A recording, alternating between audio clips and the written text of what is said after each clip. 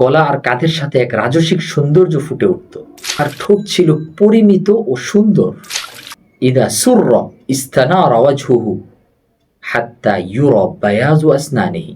يا لغتي عربية حسبي بأنك منطقي بياني عربية. আসসালামু আলাইকুম ওয়া রাহমাতুল্লাহি ওয়া বারাকাতুহু। প্রিয় ভাই ও বোনেরা, তিনি ছিলেন অনন্য সিরিজের প্রথম সিজনের চতুর্থ পর্বে আজ আমরা আলোচনা করব রাসূলুল্লাহ সাল্লাল্লাহু আলাইহি ওয়াসাল্লামের ঠোঁট কেমন ছিল, কেমন ছিল তার দাঁত, দাড়ি ও গলা।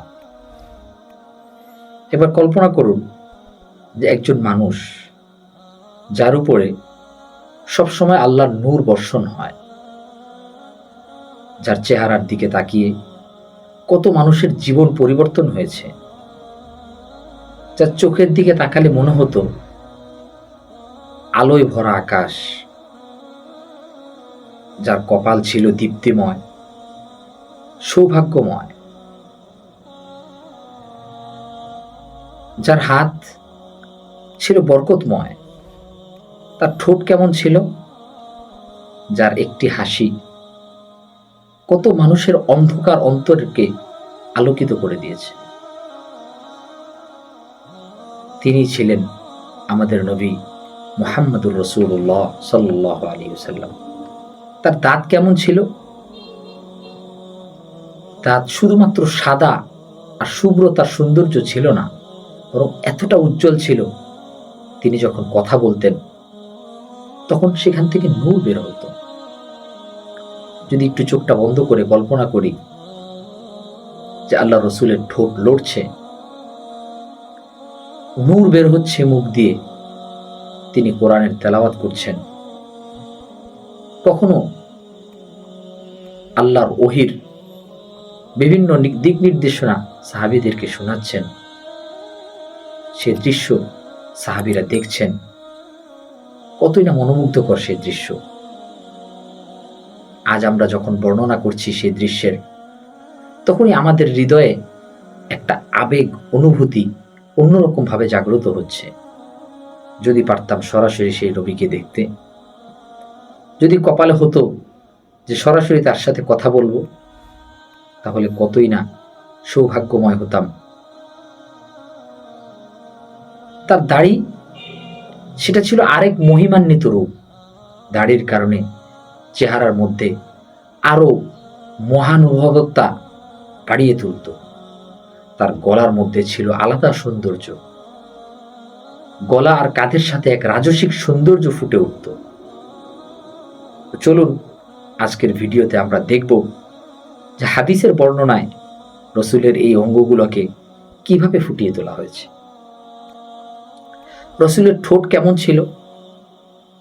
হাদিসের মধ্যে আছে, সাহাবীগণ বলেন, কানা ফি শাফাতাইহি সালুন, তার ঠোঁট ছিল পরিমিত ও সুন্দর। সালুন অর্থ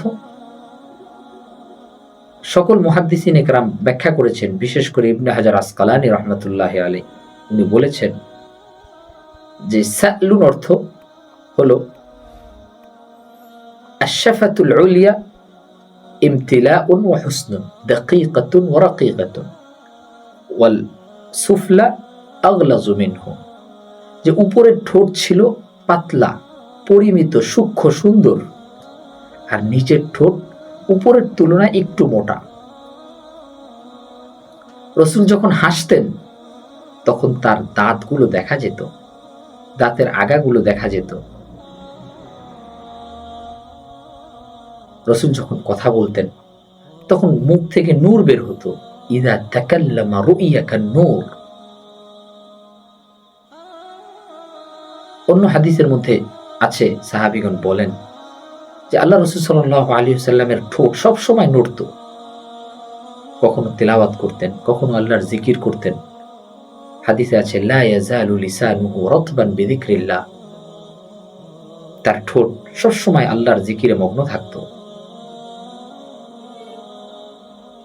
তার দাঁত কেমন ছিল? দাঁতের বর্ণনায় সাহাবীগণ বলেন, দাঁত ছিল শুভ্র, ইদা সুররা ইস্তানারা ওয়াজহুহু হাত্তা ইউরা বায়াজু আসনানিহি, যে যখন আল্লাহ রসুল খুশি হতেন তখন মুচকি হাসতেন, মুচকি হাসলে তার দাঁতের শুভ্রতা দেখা যেত। আর যখন কথা বলতেন সত্যি সাহাবীরা দেখতেন যে কেমন যেন আল্লাহর ওহীর থেকে যে নূর পেয়েছেন সেই নূর মুখ দিয়ে বের হচ্ছে। দাঁতের আগা দিয়ে, দাঁতের সামনের দাঁতগুলো একটু ফাঁকা ছিল।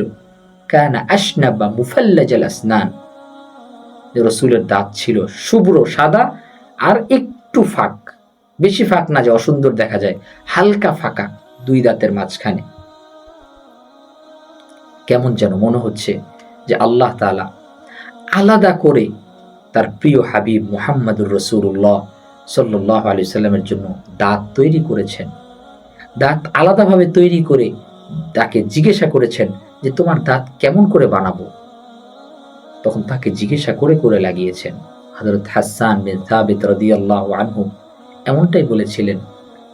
তিনি একটা কবিতা বলেছিলেন, কাআন্নাকা কদ খুলিকতা কামা তাশা, যে মনে হচ্ছে আপনি যেভাবে চেয়েছেন আপনাকে ওইভাবে সৃষ্টি করা হয়েছে। কেমন যেন আপনি বলেছেন যে আমার চেহারাটা এমন বানান, রব আপনার চেহারাটা এমনই বানিয়েছে। আপনার নাক আপনি বলেছেন এমন বানান, আপনার রব আপনার কথা অনুযায়ী আপনার সৌন্দর্যের দিকে তাকিয়ে নাক বানিয়েছেন।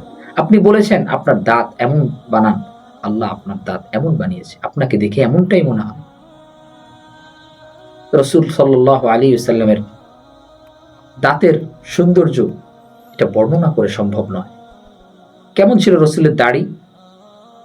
রসুলের দাড়ি ছিল ঘন।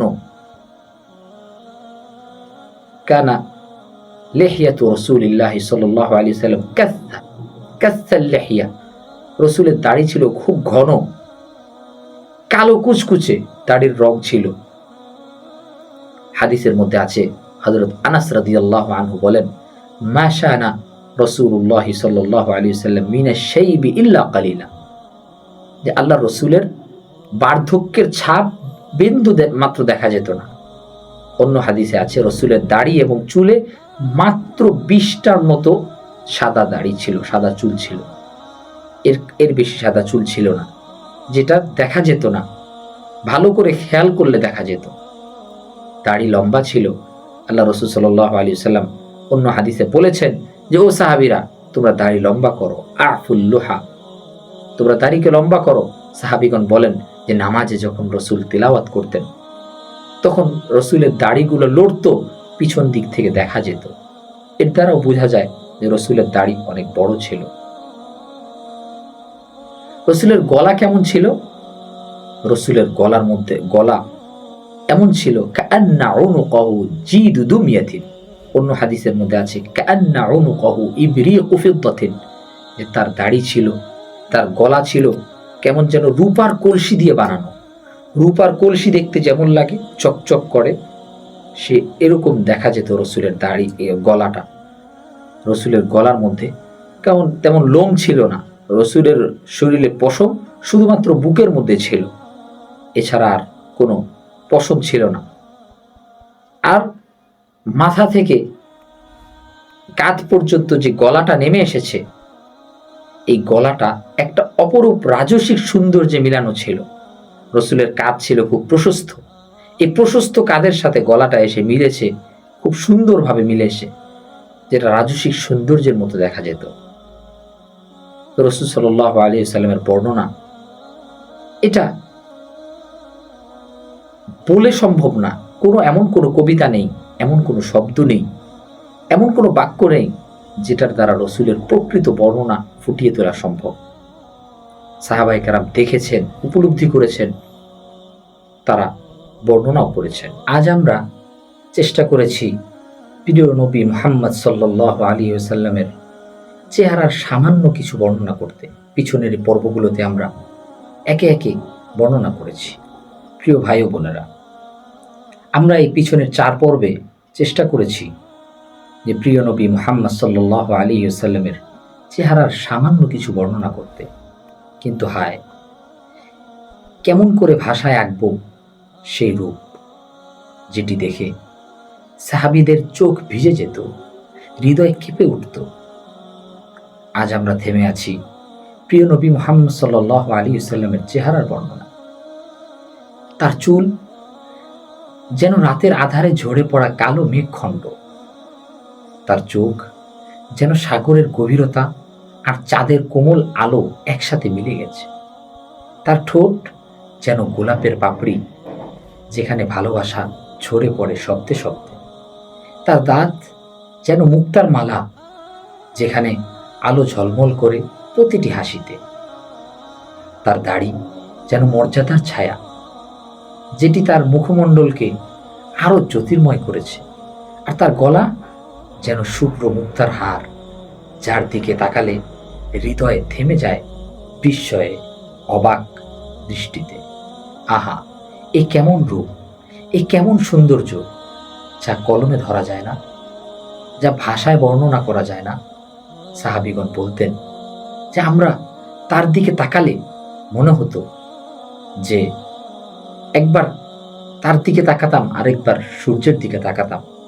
সাহাবীগণ বলতেন যে কান্না শামসা তাজরি ফি ওয়াজহিহি, যে কেমন যেন সূর্য তার চেহারার মধ্যে হাঁটছে। অন্য হাদিসে বলেছেন যে আমরা একবার তার দিকে তাকিয়েছি, আরেকবার চাঁদের দিকে তাকিয়েছি। হযরত জাবের রাদিয়াল্লাহু আনহু বলেন যে ওয়াল্লাহি লাহু ইনদি আহসানু মিনাল কমার, আল্লাহর কসম যে তার চেহারা আসমানের চাঁদের থেকে বেশি সুন্দর ছিল।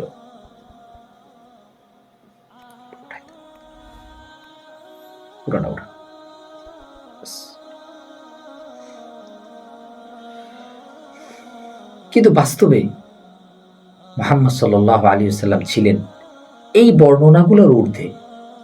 না তিনি সূর্য, না তিনি চাঁদ, বরং তিনি ছিলেন দুনিয়ার আধারে জ্বলজ্বলে আল্লাহর নূর, যার রূপ দেখলে হৃদয়ে ভরে যেত ভালোবাসায় আর চোখ ভিজে যেত অশ্রুতে। সাহাবীগণ যখন তার দিকে তাকাতেন মনে হতো যে এ কি চাঁদের আলো, নাকি সূর্যের ঝলক, না এ তো পৃথিবীতে আল্লাহর রহমতের প্রতিচ্ছবি। তিনি তো রাহমাতুল্লিল আলামিন। প্রিয় ভাই ও বোনেরা, রাসূল সাল্লাল্লাহু আলাইহি ওয়াসাল্লামের সেই চেহারা শুধু রূপের নয়, বরং ভালোবাসা, দয়া আর করুণার প্রতিচ্ছবি। তার চেহারার দিকে তাকানোই ছিল সাহাবীদের কাছে ইবাদত, প্রশান্তি, শান্তির সাগর। তাই বলতেই হয়, যে চোখ একবার রসূলকে দেখেছে সে চোখ আর কখনো নিঃস্ব হয়নি। যে হৃদয় একবার তার চেহারা ধারণ করেছে সে হৃদয় আর কখনো অন্ধকারে ডুবে যায়নি। সুতরাং আমরা তো সেই রসূলকে দেখিনি। রসূলকে দেখার জন্য দিলে আগ্রহ জন্মায়, আশা জন্মায়। আশা করি কবে পাবো সেই রসূলের দর্শন। সাহাবীগণ তো দেখেছেন, অন্তরকে প্রশান্তি করেছেন। আমরা কবে দেখব আর কবে আমাদের অন্তর প্রশান্ত হবে? আজ আমরা সারসংক্ষেপ দাড়ি, গলা, ঠোঁট, দাঁত সম্পর্কে যা পেলাম তা এক নজরে। রাসূলুল্লাহ সাল্লাল্লাহু আলাইহি ওয়াসাল্লামের ঠোঁট কেমন ছিল? এক নজরে তার ঠোঁট ছিল 1 সুষম, পূর্ণ ও আকর্ষণীয়। 2 উপরের ঠোঁট ছিল পরিমিত পাতলা, নিচের ঠোঁট কিছুটা পূর্ণ। 3 ঠোঁটের নড়াচড়া হতো কোরআন তেলাওয়াত, দোয়া ও জিকিরের সময়। 4 হাসির সময় ঠোঁট উজ্জ্বল হয়ে যেত, দাঁতের নূর প্রকাশ পেত। 5 ঠোঁট ছিল তার সামগ্রিক সৌন্দর্যের অংশ, যা দয়া, নম্রতা ও গাম্ভীর্য একসাথে প্রকাশ করত। আর দাঁত কেমন ছিল? এক নজরে রাসূলুল্লাহ সাল্লাল্লাহু আলাইহি ওয়াসাল্লামের দাঁত ছিল সাদা, উজ্জ্বল, ঝকঝকে। সামনের দাঁতগুলো ছিল সামান্য ফাঁকাযুক্ত, যা সৌন্দর্যের নিদর্শন। তিনি হাসলে সামনের দাঁতের শুভ্রতা দেখা যেত। 2 মুখ থেকে সুগন্ধি আসত, মিশকের থেকে উৎকৃষ্ট। 3 দাঁতের সৌন্দর্য তার হাসিকে আরো দীপ্ত করত। আর কেমন ছিল দাড়ি? যা আমরা এই ভিডিওতে পেলাম যে রাসূলুল্লাহ সাল্লাল্লাহু আলাইহি ওয়াসাল্লামের দাড়ি ছিল ঘন, পূর্ণ ও কালো। বার্ধক্যে অল্প কয়েকটি সাদা চুল দাড়ি দেখা যেত। 2, যার সংখ্যা ছিল 20টিরও কম। 3, তিনি দাড়ি বড় করে রাখার আদেশ দিয়েছেন। 4, তার দাড়ি ছিল এতটাই ঘন যে সাহাবীরা তা দূর থেকেও স্পষ্টভাবে দেখতেন। আর পিছন থেকে তেলাওয়াত করার সময় দাড়ির নড়াচড়াও দেখা যেত। আর রাসূল সাল্লাল্লাহু আলাইহি ওয়াসাল্লামের গলার ব্যাপারে আমরা ভিডিওতে যা পেলাম, 1, রাসূলের গলা ছিল দীপ্তিময়, যেন রূপার কলসির মতো। 2, সুন্দরভাবে লম্বাটে, মাংসল ও দৃঢ়। 3, কাঁধ পর্যন্ত রাজসিক ও প্রশস্ত। 4, মসৃণ ও পরিপাটি, অতিরিক্ত লোমহীন। 5, বুক থেকে নাভি পর্যন্তই শুধু সামান্য লোম ছিল, আর কোথাও লোম ছিল না।